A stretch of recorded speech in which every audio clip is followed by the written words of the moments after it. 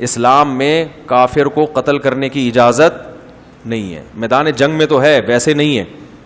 اور کافر کو دنیا میں ہر جگہ رہنے کی بھی اجازت ہے. کہیں بھی اسلامی حکومت قائم ہوگی تو کافر بھی اسی اسلامی حکومت میں رہے گا. لیکن اللہ نے ارض حجاز کو اس سے مستثنیٰ کیا ہے. وہ چونکہ مسلمانوں کا مرکز ہے, توحید کا مرکز ہے, وہاں غیر مسلم کے داخلے پر پابندی. اور آج تک لکھا ہوا ہے, سعودی حکومت نے آج بھی بورڈ لگائے ہوئے ہیں کہ یہاں کسی غیر مسلم کو اس سے آگے جانے کی اجازت نہیں ہے. جائے اسلام قبول کرے, پھر وہ اللہ کے گھر کی زیارت کرے. غیر مسلم کہتے ہیں کیوں, ہمیں کیوں منع کیا ہوا ہے, یہ کیا بدماشی ہے. تو بھائی وہاں کون سے کوئی تفریح کی جگہ ہے؟ وہاں خوبصورت آبشاریں ہوتی اور بڑے خوبصورت گرینری ہوتی, پھر آپ کہتے ہیں زمین کے اس خوبصورت علاقے پہ مسلمانوں نے قبضہ کر کے ہمیں وہ بالکل بیابان زمین ہے. اور یہ اللہ نے حکمت ہے کہ ایسی جگہ اپنا گھر بنایا جہاں انٹرٹینمنٹ کا کوئی سامان ہے ہی نہیں. کیونکہ اگر وہ گرینری ہوتی, 7,000 فٹ کی بلندی پر ہوتا, آبشاریں ہوتی, تو کسی کے دل میں وسوسہ آ سکتا تھا. اصل میں کوئی بادشاہ گزرا تھا جس کو یہ علاقہ بہت اچھا لگا, تو اس نے کہا کہ تفریح کی تفریح, عبادت کی عبادت, یہاں گھر بنا لو. تو اللہ نے ایسی جگہ بنایا. ہم جب جہاز سے جاتے ہیں نا عرب کنٹریز کے اوپر, اتنے لمبے لمبے صحرا ریگستان کے آدمی تھک جاتا ہے یار, کوئی گھاس کا ایک تنکا ہی دکھا دو یہاں پہ. تو میں سوچتا ہوں ابراہیم علیہ السلام کیسے فلسطین سے مکہ گئے ہوں گے ایسی ریت میں اور ایسی شدید گرمی میں, اور اللہ نے کہاں جا کے ان سے گھر بنوایا جہاں کوئی آبادی نہیں, نہ پانی, نہ گھاس, نہ تنکا. یہ سب اس بات کی علامت ہے کہ یہ سلیکشن کسی انسان کی نہیں ہو سکتی. انسان اگر عبادت کے لیے بھی کوئی جگہ چوز کرے گا تو ایسی یعنی ظاہری اعتبار سے بیکار جگہ, ظاہری اعتبار سے ایسی جگہ جہاں نہ گھاس نہ پھوس, چاروں طرف ریگستان اور ایڑیاں رگڑ رگڑ کے انسان مر جائے وہاں پہ.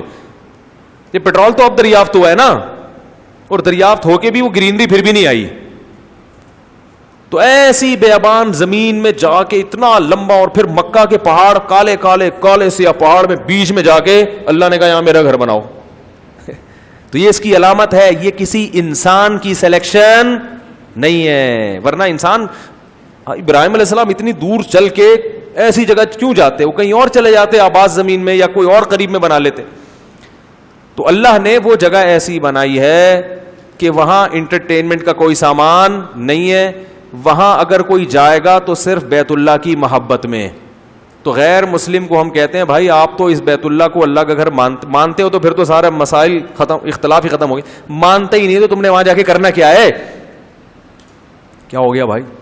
یا تو ہوتا نا مری میں ہم نے پابندی لگائی ہوتی, گلگت کے پہاڑوں میں, تو وہ کہتے یار پوری زمین اللہ نے سب کے لیے پیدا کی, تو اتنی خوبصورت آبشاریں, ہمیں مسلمان ہمارے ملکوں میں آ کے ساری آبشاریں دیکھتے ہیں, اور ہمارے ملکوں میں تو آ کے جنگل میں جا کے شیر کی ویڈیو بھی بنا کے دنیا کو دکھاتے ہیں, اور اپنے ملک میں نہیں آنے دے. ہم کیا آ کے دیکھ لو کیا ہے یہاں پہ, کچھ بھی نہیں ہے. ٹھیک ہے نا, اگر کچھ آیا بھی ہے تو باہر سے ہی آیا ہے. تو وہاں صرف بیت اللہ ہے. اور ابراہیم علیہ السلام کی دعا ہے, جب بنا رہے تھے تو کچھ بھی نہیں تھا وہاں پہ, لیکن بیت اللہ کی تعمیر کرتے ہوئے دعا مانگ رہے تھے, اے اللہ اس جگہ کو ایسا بنا دے کہ لوگوں کے دل کھینچے چلے آئیں. تہوی الیہ افئدۃ من الناس او کما قال, کہ لوگوں کے دل اس کی طرف ایسے آئیں جیسے پہاڑ سے پتھر لڑکتا ہے نا, اس کو روکنا ممکن نہیں ہوتا. بڑی چٹان جب لڑکتی ہے ایسے آئیں کہ روکنا ممکن نہ ہو. حج کے موقع پہ پروازیں آپ دیکھو جو اڑتی ہے نا پوری دنیا سے, ایسا ایمان تازہ ہوتا ہے اسے دیکھ کے. امریکہ سے بھی آ رہے ہیں, پاکستان سے بھی آ رہے ہیں, بنگلہ دیش سے بھی آ رہے ہیں, انڈونیشیا سے بھی آ رہے ہیں, جاپان سے بھی آ رہے ہیں, چین سے بھی آ رہے ہیں. کیا آ رہے ہیں بھائی, کیا ہے وہاں پہ؟ ایک کالے رنگ کا ایک غلاف ہے چڑھا ہوا, ایک چار دیواری, اور تو کچھ بھی نہیں ہے, کچھ بھی نہیں ہے بھائی, بس وہاں طواف کرنے آ رہے ہیں. اس کی نسبت کس کی طرف ہے؟ اللہ کی طرف. تو ایسے لڑکتے ہوئے لوگ وہاں پر آتے ہیں. تو اس لیے غیر مسلم کو اللہ نے پابندی لگائی ہے, کہا کہ تم توحید کو مان لو, عقیدہ توحید قبول کر لو, تو پھر ٹھیک ہے تم بھی آؤ, اس پر کسی کی یہ جاگیرداری نہیں ہے. اور نبی نے حکم دیا, عربوں کو منع کیا کہ بیت اللہ کسی کے لیے بھی بند, یعنی جو حرم ہے کسی کے لیے بھی بند نہیں ہوگا. دن میں رات میں جو جب چاہے آ کے طواف کرے, کسی پہ پابندی نہیں لگائی جا سکتی.